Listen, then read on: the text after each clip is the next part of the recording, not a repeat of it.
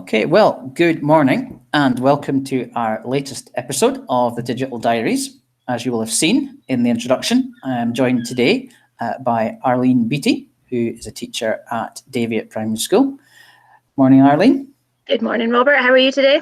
Yeah, I'm good, thank you. How are you? Good, thanks. Looking very bright. You've got a kind of ray of light coming in your window there. I can see. I know, it's a beautiful sunshine. Very divine looking. As you know, this is a kind of thing we've set up to allow us just to chat to some of the people who are making a difference in terms of the digital learning adventure, which is happening across Highland. And Arlene is somebody who has been working on the digital skills for quite some time. So maybe you could just start by telling us a little bit about yourself, where you currently teach and what your sort of history is, and particularly in terms of the digital journey. Yeah, sure, no problem, Robert. My current role is cluster principal teacher for Davitt and Strathdown. So I have management time for Strathdown Primary, but I teach mainly at Davitt, a primary 5, 6, 7 class, so multi-composite. And my remit at the moment is digital, along with lots of other bits and pieces, but mainly digital. So the rollout of Chromebooks, G Suite, all that kind of things that tie in with that. My experience of digital, I have to say, probably didn't start really until 2017 when I took on my job as cluster PT. That was at the same time that the Melbourne ASG had their rollout of Chromebooks, so that's when it really first started. Up until that point, I'd done computing at school. It wasn't something that I was that interested in, shall we say.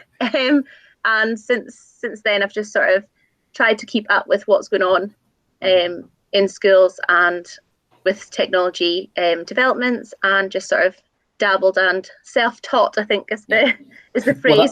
Well, that was my next question. I was going to say, so, what have you done in terms of learning? Is it all self-taught? Have you looked at any of the G Suite certification stuff that's out there? What have you? How did you kind of self-teach, if you like? Yeah, I have looked at obviously the G Suite, the level 1, level 2. And for me, especially at the moment, I think the exams take about 3 hours. And for me to get 3 hours piece with 2 children running around is just not happening at the moment. So yeah, very much self-taught, looking at lots of things that are shared on Twitter, or the Highland blog as well. I've kind of gone on and looked at the videos that have been made from Taos and lots of other people in Highland Council. And before that, it was just looking at following people on Twitter, seeing what they were doing, and then sort of looking on YouTube and just taking it from there. One of the big things as well is when I started at Davitt, the children were already up to speed with coding, and in particular Scratch. So it was really just sort of sitting down with the children and letting them teach me. And it's kind of been that way for a long time. They've come in with ideas, they've taught me, I've taught them. We've kind of just learned together. And I think that's probably, as a teacher, that's probably really helped my confidence. It's developed their skills as well. And it's been a sort of partnership with the children as well. Yeah, Davitt, it's an interesting model, because obviously it's a small school. And I think we've had this conversation before, that it's one of the few schools that I know that you could almost say confidently that digital learning is embedded across the whole school, because of the fact, because it's a small school, but also because of that ability to actually impact that change. If somebody came into Davitt, I mean, maybe thinking about your own class, but what would be the kind of standout digital examples they would see? How is it embedded? Yeah, I think we probably don't even need to look just at my class. I think one of the things is that when we first started this journey, especially when we were going for our digital schools, we set up what was recommended by Highland was the digital leaders, and we set up a small group of digital leaders to lead the learning within the school. But it became apparent that in actual fact, the class 1, the primary 1 to 4 class, they were using perhaps different apps, skills, things that the primary 5 to 7s were using. And because the class in primary 5 to 7 was so small, it didn't actually work taking 5 and then leaving 3 behind to not be digital leaders. We ended up having sort of an infant digital leader class and an upper digital leader class. And then we just timetabled in sessions sort of every couple of weeks to share our digital learning, so that it was school ethos as opposed to individual classes or just a small group that were leading that. One of the things that is obviously apparent when you come into Davitt is we've got a range of technology. So whilst a lot of schools have the Chromebooks, we're really lucky in the fact that we've got the Chromebooks We've got iPads for the infant classes. We've got Bbots and things like that as well. Pillars. We've got the little Kano computers that I knew nothing about when I first started for Scratch and coding. And more recently, in 2018, we bought VR devices as well, thanks to our parent council, some funding there as well. So we've got a huge range of digital technologies within our school, and we use them frequently, but obviously the kids are not in front of the screen all day, every day. Yeah, and I mean, I have to say, as a kind of almost disclaimer, I have worked quite closely with Arlene, so I know what Daviate do have, and lots of schools may claim to have it embedded. Having seen what you're doing at Daviate, it definitely is, and the kids themselves are so confident as well when you speak to them. They kind of get the whole. It's that thing between digital learning versus learning using digital tools, and they do seem to get that. Would you agree? Yeah, I'd agree, but I think that's certainly a starting point. So for the little ones, when the Chromebooks did come in, it very much was that we took a Google for Education app one at a time and showed them the possibilities of that. So now they know all of the apps. We can be a bit more creative when we're setting tasks. So for example, when we're doing things like book reviews, the children have now got an option of how they're showing their learning, whether they want to do a book review on paper, whether they want to do their own little film show, interviewing somebody else that was in their reading group, whether they want to do like a Netflix type book review, or Google Slides or flashcards. So I think it is important that when you're starting out, that the children do have a good understanding of what is available within the Google apps, and then you can allow them to be a little bit more creative and choose how they're going to show their learning. So that's really interesting. So, I haven't heard that expression, sort of digital choice, used very much, across the schools that I've been talking to people from. So it's quite nice to have got, maybe that's an indicator of having it embedded, is actually being able to, rather than direct them towards a particular option, it's actually saying to them, this is a choice that you can make. Yeah, absolutely.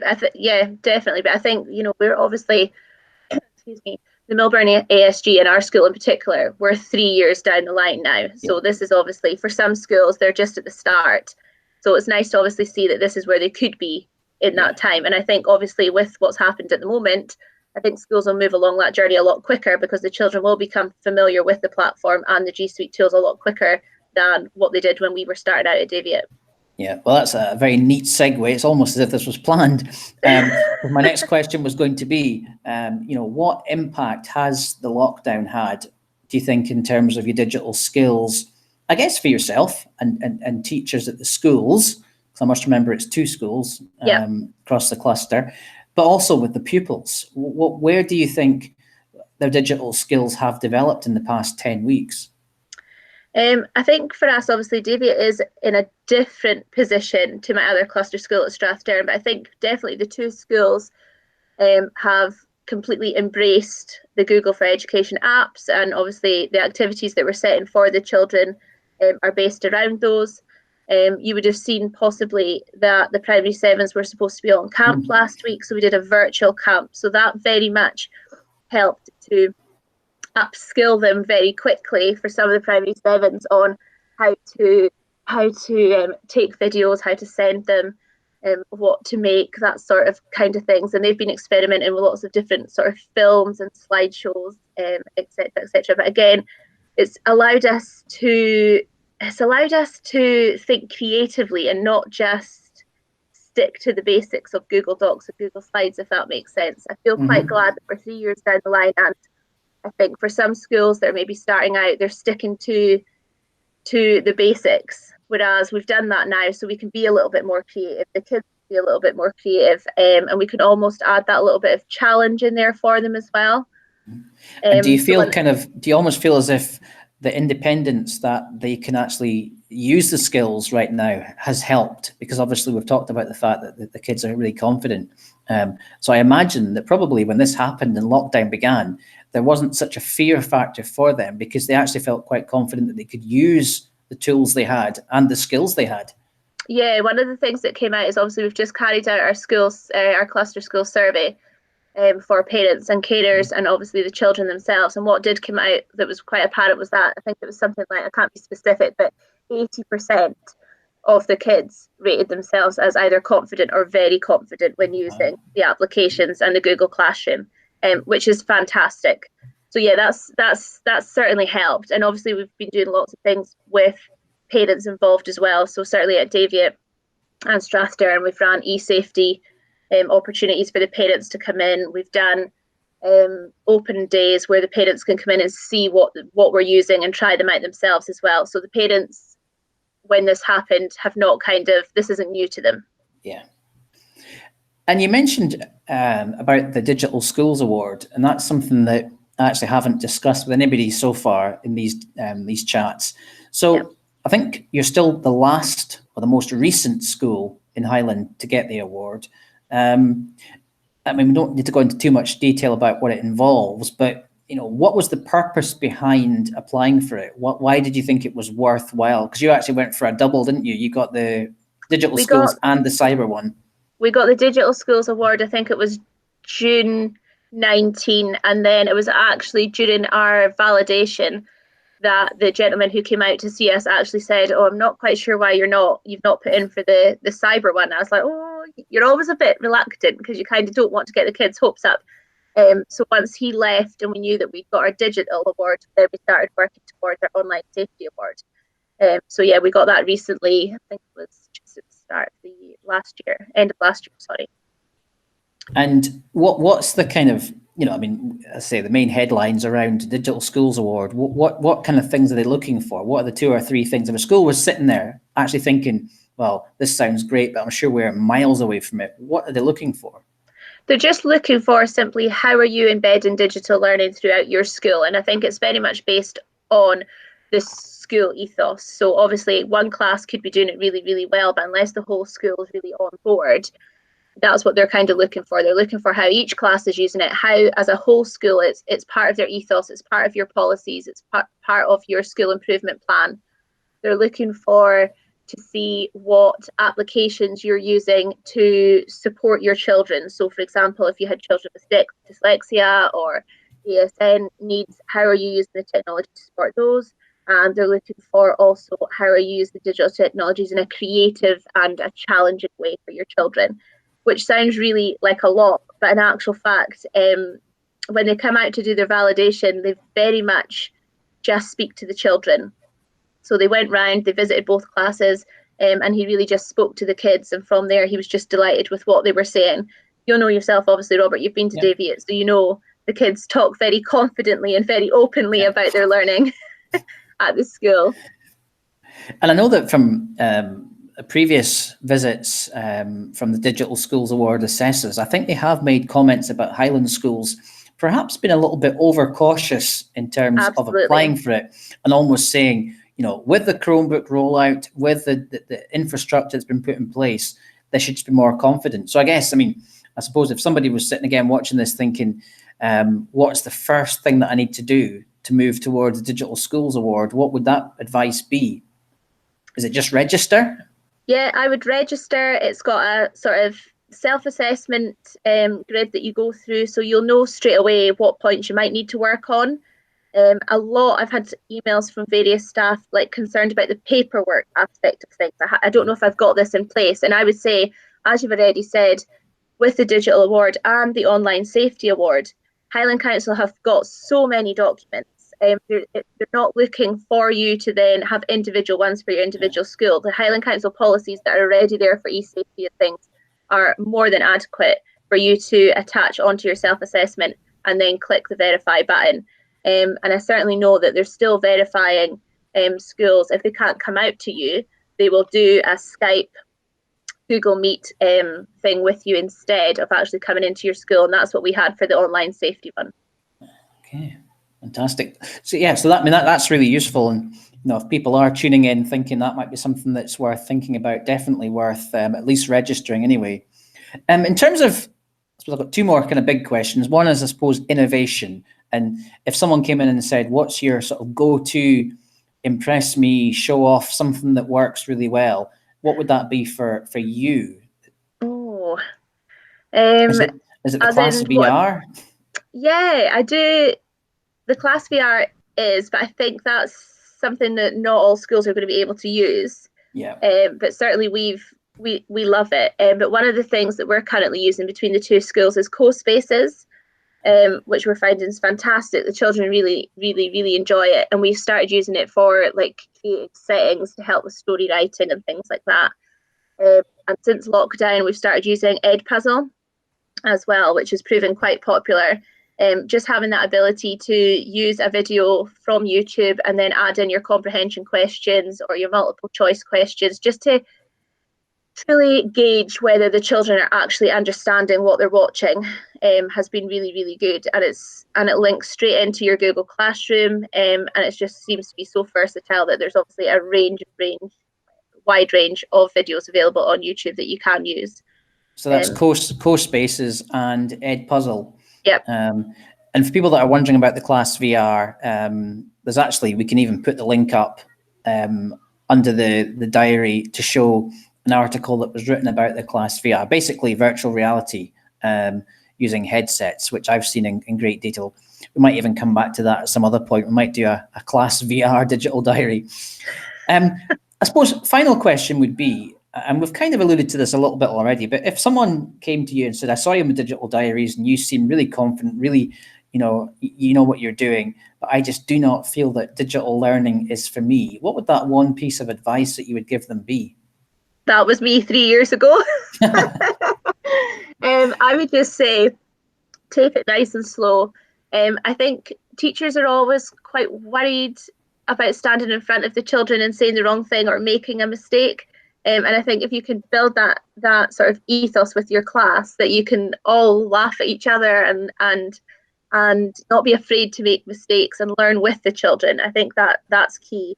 But certainly get yourself onto the digital hub to see all of the videos. There's a wide range. I would recommend, if you're not already on Twitter, to maybe join Twitter to see what other people are doing. But again, don't become overwhelmed, because there is a range of people out there that are doing amazing, wonderful things. And I think it's really important that you just take it nice and slow, take it at your own pace, and certainly start with the Google for Education apps first, before you then dabble into other bits and pieces. Yeah, the Twitter thing is an interesting one, and people have debates about how useful Twitter is, and I think there are certain parts of Twitter that probably are not great, but for using it as a professional sharing tool, I think it's second to none. The number of times, and you've talked about the fact that you actually almost have to watch when you do check your Twitter, because 8:30 on a Saturday morning, you spot something from one of the usual suspects, Taus, Niall, Alan McCarty, someone like that, saying, just found this, or me even, found this new extension or new app, can't wait to try it out. And you get pulled into it, don't you? Yeah. You then think, I'll just have a quick look at that. And before you know it, it's 8:30 on a Saturday evening. Yeah.